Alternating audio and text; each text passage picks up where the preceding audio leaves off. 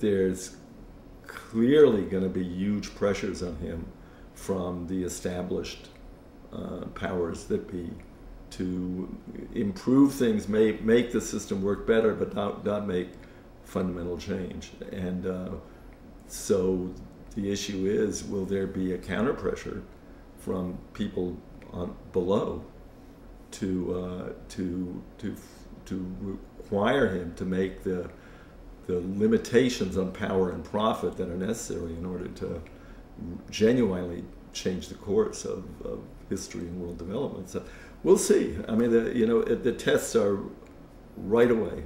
I mean, his silence about so far about what's happening in Gaza, that's a test. If this administration can't speak out about that and rein in the client state Israel and stop providing it the means for this slaughter and require it to make a resolution of that conflict based on a land for peace, giving them the state within the borders, the 67 border. If they can't do that, then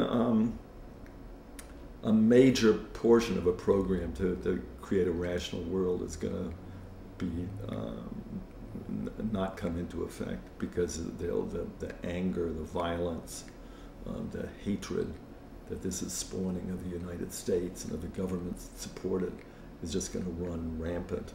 And at this point, people are expecting some kind of a turnaround. Well, some people. I mean, I think people are waiting. I mean, I don't know. I think everybody is looking at the reading the signals so far, and I think everybody wants to give him a chance because he is he's an attractive, charismatic human being. He's the first black president. He isn't just the first black Clarence Thomas or Condoleezza Rice or Colin Powell. He's a person that we know from reading Dreams for My Father, and the statements in some of his work is capable of understanding what is going on with human beings. But whether he'll be able to continue to be that human being that has that understanding in his current position, we don't know that. People, of course, his concern about the appointments that he's made, about Hillary Clinton and the rest of the economic team. We'll see. I mean, I think we're going to see pretty quick. I think he will do. I think he will make moves to stabilize capitalism, or do his best to do that.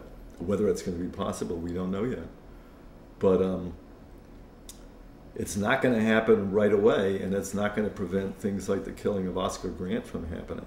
Yeah. And there's not going to be an immediate transformation of the racism in the world, of what's happening in the world, and so the kinds of response that the Oscar Grant, the community made to the Oscar Grant killing, which was to essentially tear the place apart, I think it was entirely appropriate and right. I mean, I think you're going to need those kinds of responses from below, so people know, you cannot just continue with business as usual. What is your take on the way the media has portrayed the demonstrations that came, after?